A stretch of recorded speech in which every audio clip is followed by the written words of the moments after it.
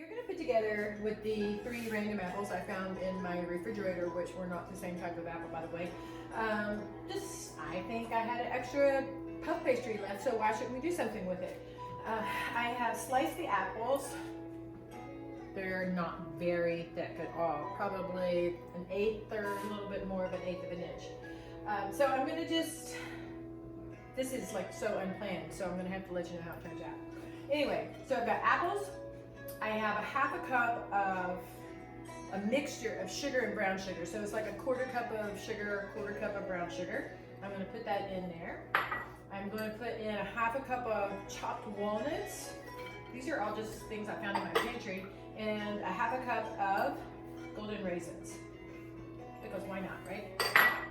We're going to add a little salt to this because I always add a little salt to my apple pie. So this is kind of like making apple pie.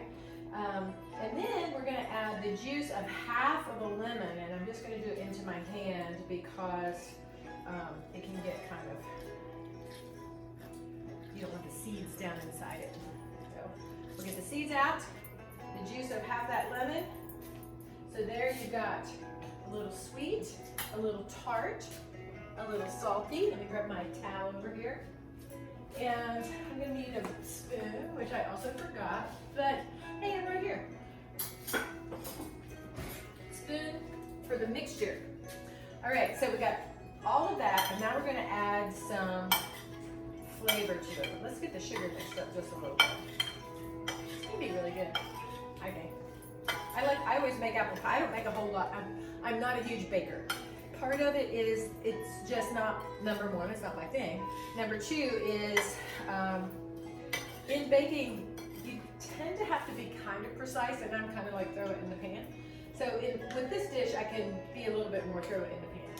So we got cinnamon here. I'm going to add 1/2 of a teaspoon of cinnamon. Right? And then I'll worry about that later. And then 1/4 of a teaspoon of nutmeg. So nutmeg is one of those things that can be a little pungent. And so I'm going to not put quite as much of that one in. And then here I have clove, which is even more pungent. So I'm going to put about the same amount of clove. Now, if you don't have all those things, you could add apple pie spice. Ooh, that is way too much. Don't want to make it that. All right, so 1/4 of a teaspoon of, or actually about 1/8 of a teaspoon of clove. All of that in here together with about a tablespoon of flour. All right, so what's the flour for? The flour is going to, as your apples cook, they release fluid, and that's what you want them to do. But you don't want your crostata to be all like gooey and running out all over the place. So you add flour to thicken it as it cooks. I do this with my apple pie, and I really only make pies during the holidays, so it's rare for me to make a pie like in the middle of anything that's not a holiday. But I always make apple pie and pumpkin pie and pecan pie at Christmas time and at Thanksgiving because my family loves them, but I just, you know, I try to be slightly calorie conscious. I can't really say really calorie conscious because I don't cook super low fat food. I just cook food that I think is good, and then if I think it's just like a fatty or overly calorie rich dish, I just don't eat as much of it. So that's how I moderate my calories. So I'm going to set this off to the side, and then I'm going to move all of this out of the way, and then we have this one little puff pastry that's just waiting in the wings here. And all we're going to do is bring our flour that I had pushed to the side back out. That's why I saved it.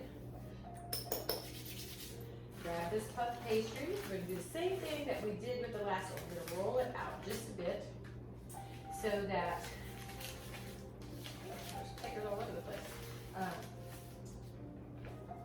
so that it just flattens it just a little bit more, makes it slightly bigger.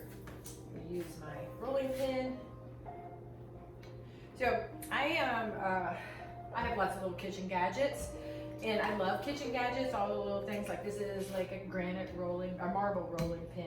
But I ask for things like this for Christmas because number one, I love to cook, and I don't mind getting stuff like that for Christmas. I mean, a lot of women maybe wouldn't like to get, you know, a kitchen gadget like, you know, work for me, make food for me. But I love stuff like this, and so I'm at an age where I really don't want any more stuff to sit around in my house. And we have 5 children, and they're all super generous at Christmas time. But we ask them to do. I'll either ask them for a kitchen gadget I don't have that I know that they could afford, or I ask them for liquor or wine. So those are our perfect gifts for Christmas from our children, because we don't need any more stuff. We're at that age where we're just like, would you like to take some of my stuff home with you? So we do that too. So here, I'm gonna get my pan that I've got all ready. I'll get my flour out of the way. I got one more little thing I've got to do after I get this up here, and I'll show you. So in this mixture of apples, I always like to add just a little bit of fat. And by fat, I don't mean oil, I don't mean like chicken fat, I mean like butter, all right? So we're gonna add a little bit of butter to the mixture just as after we put it on top. So let me move this over here. We're going to do the same thing we did before. Actually, no, let's not do that. Let's do this like super rustic. So let's pile all of this up here, right in the middle. It's gonna be so good. My husband's gonna be super excited because I never make him dessert. Of course, it's not got chocolate in it, which is his favorite, but I rarely make chocolate desserts just because chocolate's not my thing, and I don't even think about making chocolate when I make a desserts, because I do make some no-bake cookies that I used to make when my kids were little that they loved. Ooh, that was a delicious raisin. But all right, so I got to get some fat because I forgot to grab it out of my refrigerator. I'm gonna grab that. Find it. Here it is. Just a little butter, and I tend to use unsalted butter because that helps me to kind of control the salt content. Not that I'm super salt conscious, but you don't want something to be too salty, so I try to control the salt content by using unsalted butter when I'm cooking. So all I'm going to do is just like slice off some, you know, just very thin pats of butter. See? They're not big at all. Just really thin little pats of butter. I'm going to probably put 4 or 5 of them across the top of this, just to add a little fat. You don't even have to do this if you don't want to. It would be perfectly fine without it. All right, there it is. So, how's this all going to stay together? We're going to pull it up. I'm going to make it this, pinch it here to kind of hold it together, pinch it all around. I'm just going to make this really rustic looking presentation for this crostata. And if you were super industrious, you could make your own. I did not do the docking on this one like I did on the other one because I don't care if this one gets puffy. So I kind of want it to get puffy, so I didn't dock the, here, there it is.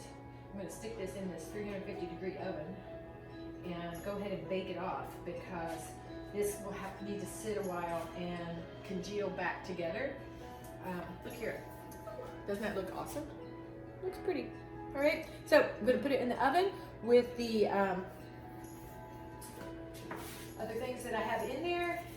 I'm going to bake it probably 30 minutes. Then I'll check it at 20, and then we'll see how it does. I figure it's going to take about 30 minutes to bake it, and then I'm going to show you how I'm going to put a little glaze on it, and then stick it back in there for about 5 more minutes. It's going to be beautiful, and it's going to taste delicious, I'm pretty sure.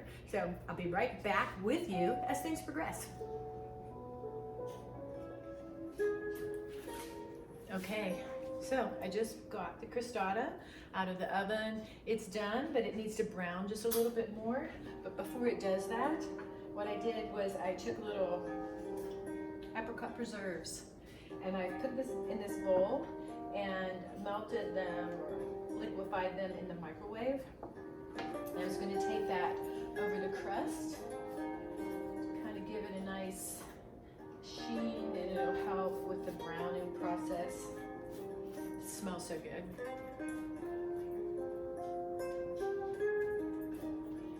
We need smell-o-vision. Who was it used to say that? Emerald, I think. When he was on his cooking show, he would always say, if we only had smell-o-vision.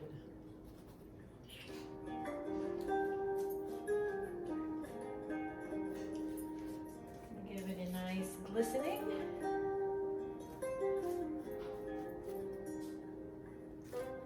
Okay. I'm going to put it back in the oven for probably 10 more minutes. Maybe a little bit longer than that, but I'll keep an eye on it.